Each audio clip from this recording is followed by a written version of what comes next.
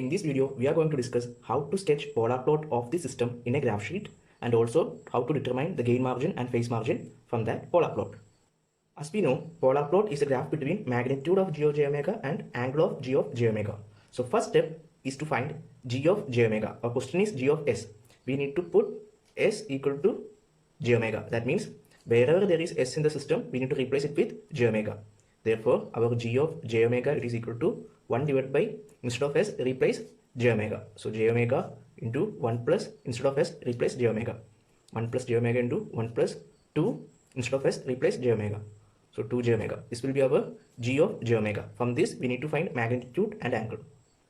How to find magnitude? Suppose if x equal to a plus ib, then magnitude of x is equal to root of a square plus b square. Then angle of x equal to tan inverse b by a. So here it is also format a plus b. Now I will tell you a shortcut method or an easy method to find the magnitude. To determine the magnitude, wherever there is s, replace omega. Okay. So for the first term, it is s. I replaced it with omega. Now the second term, it is of the format a plus b. So I need to write root of a square plus b square. So root of a square, that is 1. 1 square it will be 1. Then plus, instead of s, I am writing omega. So a plus b the whole square. So b it is omega, omega square. Now the third term it is again of the format a plus b. For getting the magnitude, we will write root. A term it is 1. So 1 square it is 1 itself. Then plus 2s. Instead of s, write omega. So 2 omega all square. So this is the method to find the magnitude. We can write 2 square, that is 4. You can write this as 4 omega square also. Now in order to find the angle, as you can see it is 1 by s. If it is 1 by s, the angle it is minus 90. If s is in the numerator, it will be plus 90. If s square is in the numerator, the angle is going to be plus 180. If s square is in the denominator, the angle is going to be minus 180. If anything in the denominator, it is going to be minus, and if anything in the numerator, it is going to be plus. If it is going to be 1 by s cube, the angle is going to be minus 270. If s cube is in the numerator, the angle is going to be plus 270. So here s is in the denominator, so minus sign, then it is already s term, so 90 degree. Then for getting this angle, it is of the format a plus b, so angle it is tan inverse b by a, and it is in the denominator side, so minus sign, then tan inverse b term it is omega, b square is omega square, so b is omega, so tan inverse omega divided by 1, omega divided by 1, it will be omega itself. Then for this term, again it is in the denominator, so I am putting minus sign, then tan inverse b term it is 2 omega, so 2 omega, it is b square, b term it will be 2 omega divided by 1, so it will be 2 omega itself. So this is the magnitude and this is the angle. Now we need to find the corner frequency. What is corner frequency? Frequency means it is omega. As you know, omega is inversely proportional to time, 2 pi by t. It is inversely proportional to time constant. So what is time constant? The standard format of a system is 1 by 1 plus st. The value near s is time constant. Frequency it is inversely proportional to that. So first of all, we can find corner frequency 1. So the value near s it is 1. So inverse of that, it is 1 itself. So 1 radian per second frequency. Now omega c2. The value near s it is 2. Inverse of that is 0.5 radian per second. Now we need to write this in ascending order. So our omega c1 will be 0.5 radian per second and omega c2 it will be 1 radian per second. Now in the next step, we need to make a table. That table should contain omega value, then it should contain magnitude, that is g of j omega magnitude, and then angle of g of j omega. These three terms it should contain. So how can we select the values omega? How to get the values of omega? For getting omega, you should select the corner frequency. In that table, corner frequency should be there. So my corner frequencies are 0.5 and 1. That corner frequency should be there, and also the near values, such as you can select any values. We can select 0.45, 0.4, 0.3, 0.2, anything. I'm going to select 0.4, then I'm going to select 0.35 here. Then 0.5, then it will be 0.6. I can select any value, there is no limit for that. If you are selecting more value, then the graph will be more accurate. But you will take too much of time for calculation because you need to substitute for omega in this equation and find the magnitude and angle. So take a minimum number of value for calculation. About 6 or 7 values, that much is enough. Now we selected the omega values. Now what we need to do? We need to find the magnitude and angle. First of all, we can select the omega value 0.35. Substitute this value in this equation and find the magnitude.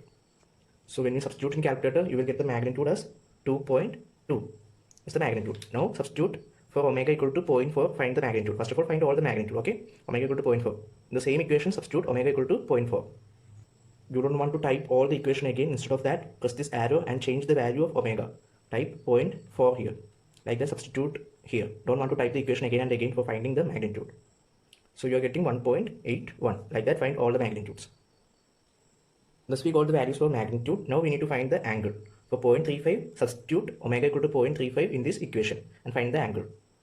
You will get the angle as minus 144. Minus 144.2. You can round it and take it as minus 144 itself. Now instead of typing the equation again, change the values of omega in the same equation. You will get the answer as minus 150. Minus 150.4. You can avoid the decimal values and write the remaining thing, minus 150. Like that, find all the angle values. Now we found the magnitude and the angle.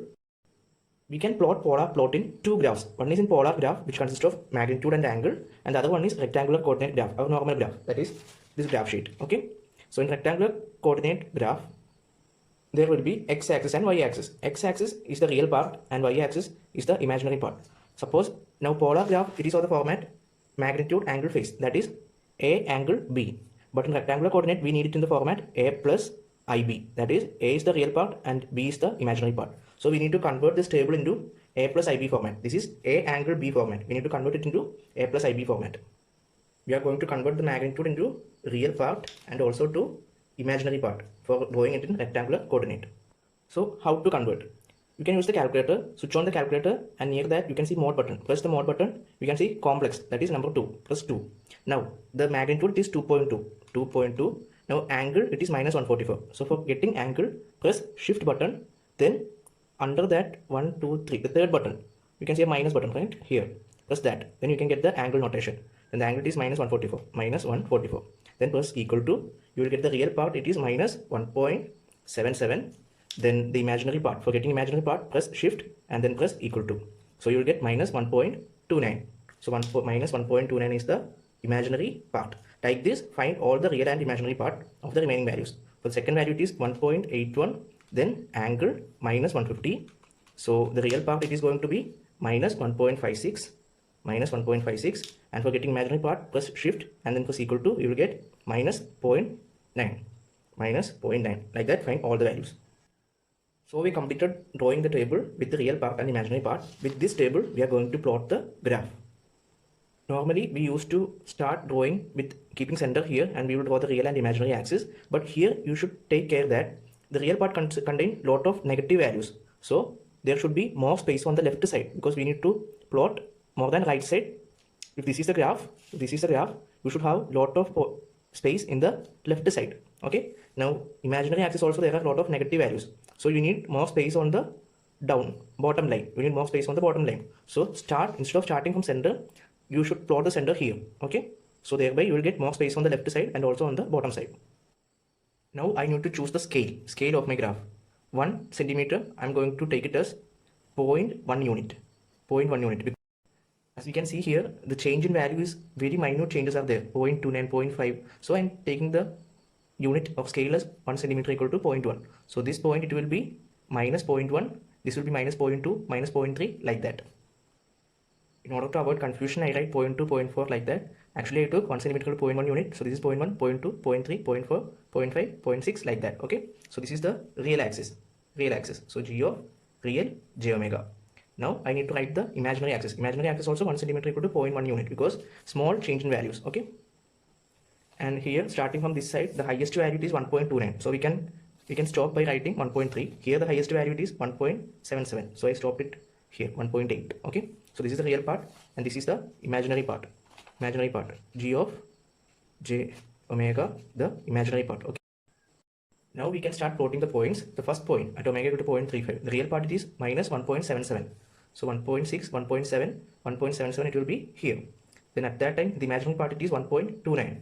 1.29 means 1.29 it is here. This is 1.3. So 1.29 it will be here. So the point will be here. Okay, this will be the point. Now the second point, omega equal to 0.4. The real part it is minus 1.56. So this is 1.4, 1.5, 1.56. So here, and the imaginary part it is 0.9. Negative value of 0.9. 0.9 it is here. So 0.9 and 1.6. So this will be the point. Like that, plot all the other points. So I plotted all the points, and as you can see here at 0.7, the imaginary part is 0. So 0.6, 0.7, the imaginary part is 0. So the point will be here, and here at 0.5, 0.4, 0.5, then it is a positive number 0.05. Up to here it is negative, and here it is 0, here it is positive number. So imaginary part is positive. This is 0.1. So 0.05 it will be here. So this will be the point 0.5, 0.05, and this is 0.29, 0.1, 0.2, 0.3, 0.29 will be here, and 0.09, 0.09 it will be here. So this is the graph points.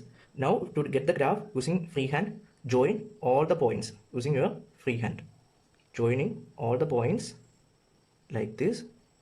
Now when we reach here, we need to meet this to the 0th point, that is our origin. So plot it to the origin. So this will be our polar plot. The first point, it is at omega equal to 0.35. So here we need to write omega equal to 0.35. The second point, it is at omega equal to 0.4. So here it is omega equal to 0.4. Like that, write all the omega values. Here it is omega equal to 0.5. Here it is omega equal to 0.6. Here it is omega equal to 0.7. Here it is omega equal to 0.8. And here it is omega equal to 1. So this is the polar plot.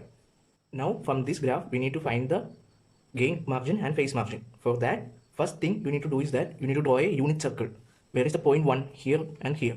So with 1 as radius, take the compass and take the pencil and draw a circle with the 1 as radius. Draw a unit circle.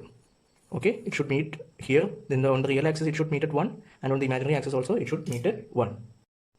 After drawing the unit circle, we are going to find the gain margin. For getting gain margin, as you know in polar graph, the angle is positive in anti-clockwise direction. 0, plus 90, plus 270, plus 180, plus 270, like that. Okay, in clockwise direction, the angle is negative. So if this is 0, this will be minus 90, and this will be minus 180, and here it will be minus 270, like that. So in order to get the gain margin, look at the polar plot and look at the point where it is crossing minus 180. So this is our polar plot, and polar plot is crossing minus 180 at this point. Okay, so up to this point, the distance up to this point, this distance, this is real part of g of j omega. This distance, for getting gain, you should take the inverse value of that.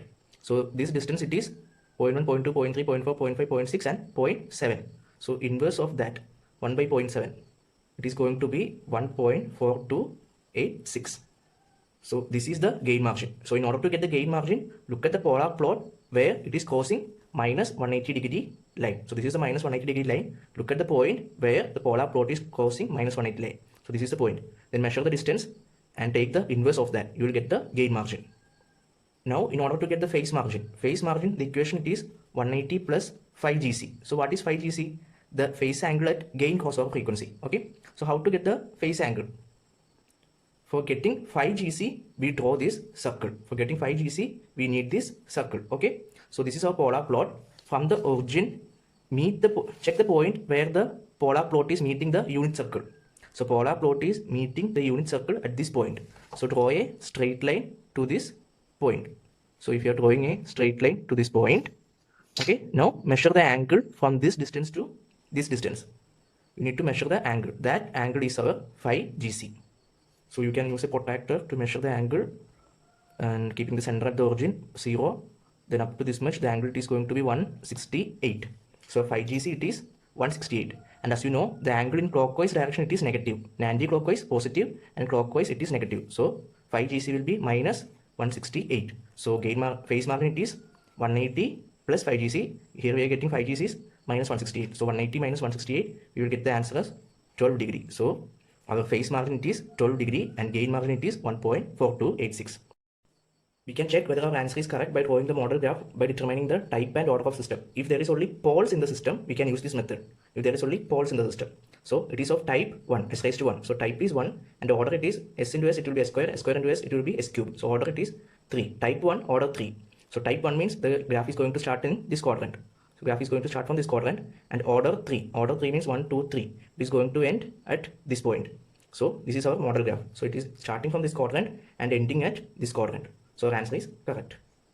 And as you know, in polar graph, the angle is taken positive in anti-clockwise direction and negative in clockwise direction. So for getting gain margin, listen carefully here. For getting gain margin, look at the polar plot where it is touching negative 180. Okay, 0, minus 90 in clockwise, the negative angles 0, minus 90 and minus 180. So this is minus 180 line. Look at the polar plot where it is touching the negative 180 line. So this is the line. Measure the distance and take the inverse of that. we take the inverse of that, we will get the gain margin as 1.4286. For getting phase margin, draw a unit circle from 1 to 1. Draw a unit circle, then look at the polar plot where it is touching the unit circle. It is touching here. Draw a line and measure the angle from 0 to that point. So as you know, in polar graph, clockwise it is negative, 0 minus 90. So clockwise it is negative values. Actually, the equation for finding phase margin it is 180 plus 5 GC, but 5 GC we are getting a negative value. So our phase margin it is 12 degree. Hope it is clear.